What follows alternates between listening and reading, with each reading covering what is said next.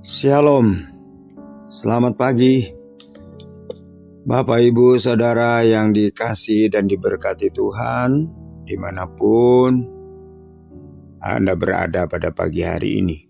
Kita berjumpa lagi dalam program doa pagi GPDI Budi Mulia. Haleluya. Sebelum kita membaca firman Allah di pagi hari ini, saya ajak mari kita berdoa bersama-sama. Bapa kami yang ada dalam sorga, dikuduskanlah namamu, datanglah kerajaanmu, jadilah kehendakmu di bumi seperti di sorga. Pagi hari ini kami datang padamu Bapa, kami bersyukur atas segala kebaikan kemurahan Tuhan yang telah menolong kami, menjaga, melindungi kami, sampai pagi hari ini kami boleh ada lagi sebagaimana kami ada. Bapak terima kasih sebelum kami melangkah di hari yang baru ini Tuhan, kami rindu mau dengar firman-Mu. Kami mau rindu dengar suara-Mu Tuhan. Biarlah Engkau berbicara bagi kami di pagi hari ini. Urapi kami semua Tuhan, dan kami siap untuk membaca dan mendengarkan firman. Dalam nama Yesus, haleluya, amin, puji Tuhan. Saudara, firman Allah pada pagi hari ini saya akan ambil dari Kisah Rasul pasalnya yang ke-6. Kisah Rasul pasalnya yang ke-6. Kemudian kita akan membaca ayatnya yang ke-6 dan ayatnya yang ke-7. Kisah Rasul pasal 6 ayat 6 dan ayatnya yang ke-7. Mereka itu dihadapkan kepada rasul-rasul, lalu rasul-rasul itu pun berdoa dan meletakkan tangan di atas mereka. Firman Allah makin tersebar dan jumlah murid di Yerusalem makin bertambah banyak. Juga sejumlah besar imam menyerahkan diri dan percaya. Puji Tuhan. Firman Allah ini saudara-saudara, dari yang kita baca pagi hari ini adalah merupakan bagaimana rasul-rasul dan jemaat Tuhan pada mula-mula mereka menunjuk, mereka memilih. Ada beberapa orang yang dipercayakan untuk menjadi pelayan meja.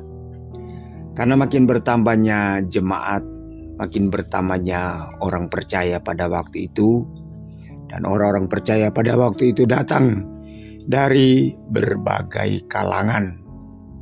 Otomatis saudara-saudara, rasul-rasul secara manusia mereka katakanlah seperti kerepotan, kewalahan dalam mengurus jemaat-jemaat Tuhan pada waktu itu, ya, terutama dalam hal kehidupan sehari-hari, ya.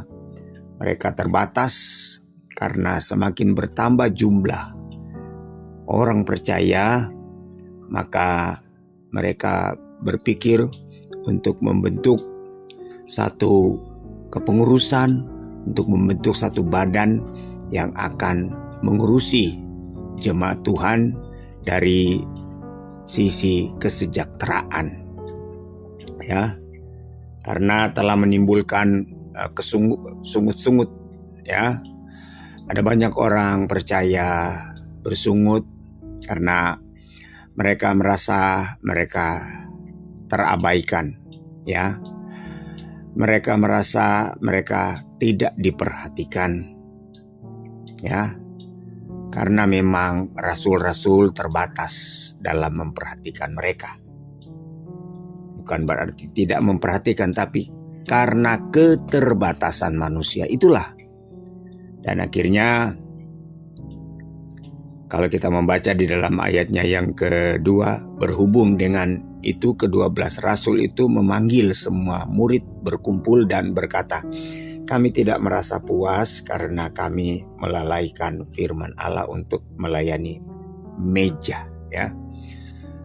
Rasul-rasul memanggil murid-murid yang lain dan berkata, kami tidak merasa puas karena kami melalaikan firman Allah untuk melayani meja. Jadi pelayanan meja ini adalah pelayanan yang melayani kebutuhan jemaat.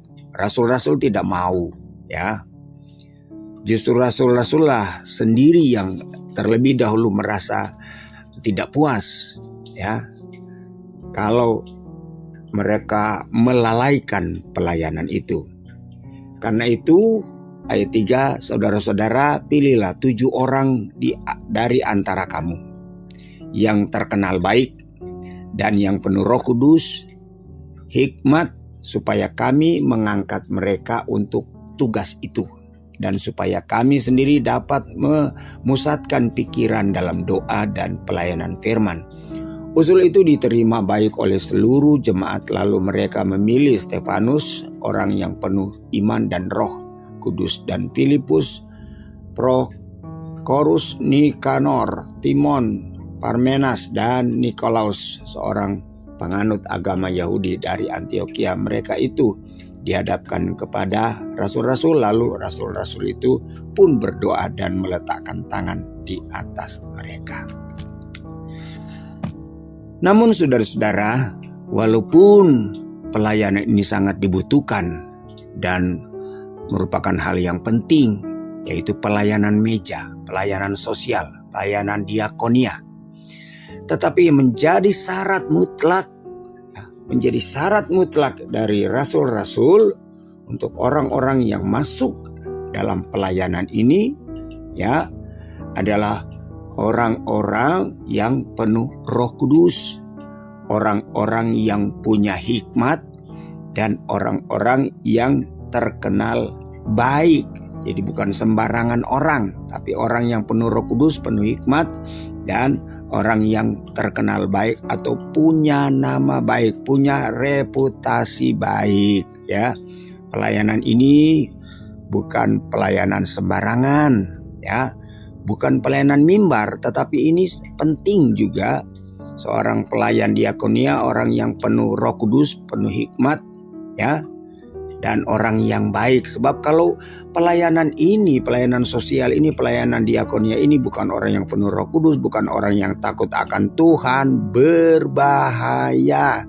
Jadi kalau kita berbicara pelayanan apa saja itu, kalau di dalam gereja, kalau di dalam pelayanan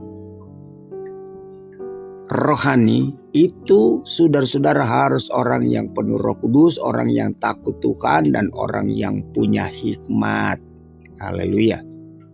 Dan terpilihlah di antaranya adalah Stefanus. Dan saudara-saudara, Stefanus ini adalah seorang tokoh yang sangat terkenal, ya, kesetiaannya kepada Tuhan. Bahkan dia adalah orang yang mati syahid, ya. Itu adalah Stefanus. Dia adalah orang yang penuh dengan Roh Kudus, orang yang penuh dengan hikmat. Luar biasa, saudara. Kalau kita baca dalam ayat 10, ya. Tetapi mereka tidak sanggup melawan hikmatnya dan roh yang mendorong dia berbicara. Itulah Stefanus.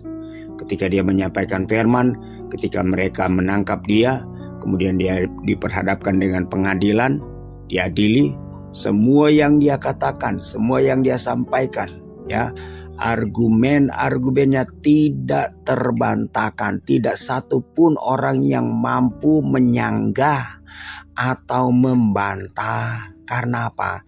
Dia punya Roh Kudus, dia punya hikmat. Haleluya. Sebabnya menjadi pelayan Tuhan, apakah itu di mimbar atau di pelayanan meja atau pelayanan sosial, pelayanan diakonia, harus penuh Roh Kudus.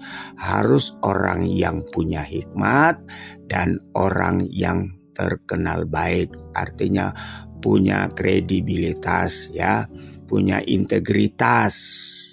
Itu yang Tuhan cari hari-hari. Sebab kalau tidak, itu sangat berbahaya.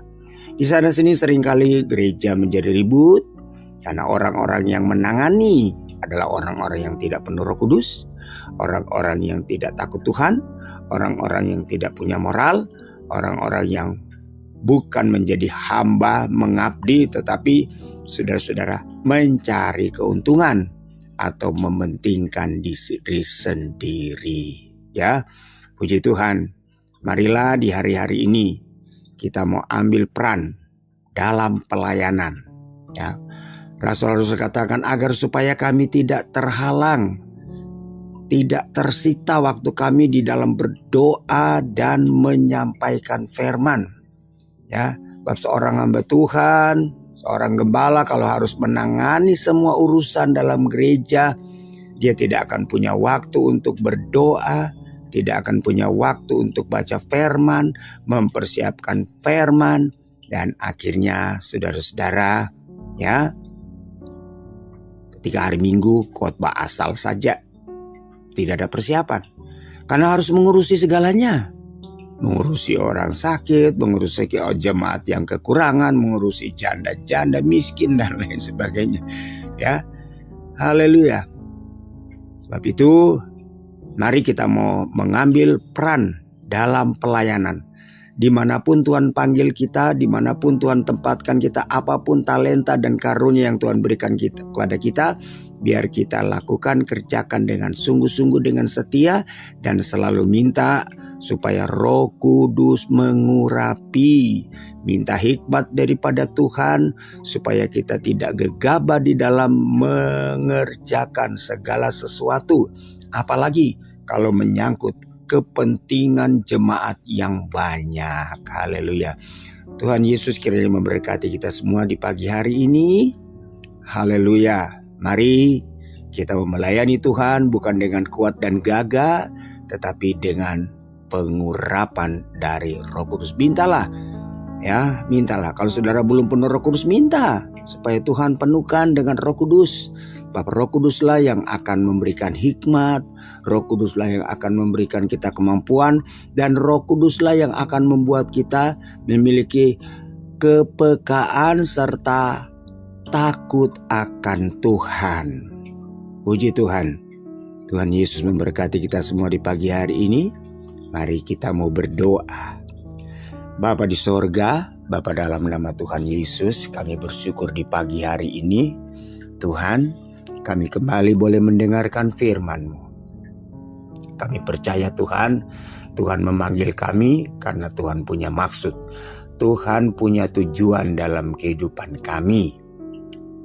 Sebab itu Bapa, di pagi hari ini, setelah kami dengar firman-Mu, biarlah Tuhan menolong kami agar supaya apapun yang Tuhan percayakan kepada kami, di pelayanan apa Tuhan yang Tuhan percayakan kepada kami, di bidang apapun yang Tuhan percayakan kepada kami, biarlah Roh Kudus memenuhi kami, Roh Kudus memimpin, Roh Kudus menuntun, Roh Kudus mengendalikan, dan Roh Kudus memberikan hikmat kepada kami, serta senantiasa Roh Kudus mengingatkan kepada kami ketika kami mulai salah dalam mengerjakan pekerjaan-Mu. Bapa di surga, terima kasih hamba berdoa buat jemaat Tuhan, umat-umat-Mu, anak-anak-Mu dimanapun mereka berada pada pagi hari ini, dalam keadaan apapun. Ketika mereka sakit, hamba berdoa Tuhan sembuhkan. Ketika mereka dalam penderitaan atau sedang berbulan berat, Tuhan Yesus menolong mereka. Terima kasih Tuhan, kami melangkah di hari yang baru ini bersama dengan Tuhan, dengan penuh ucapan syukur dalam nama Yesus. Haleluya. Amin.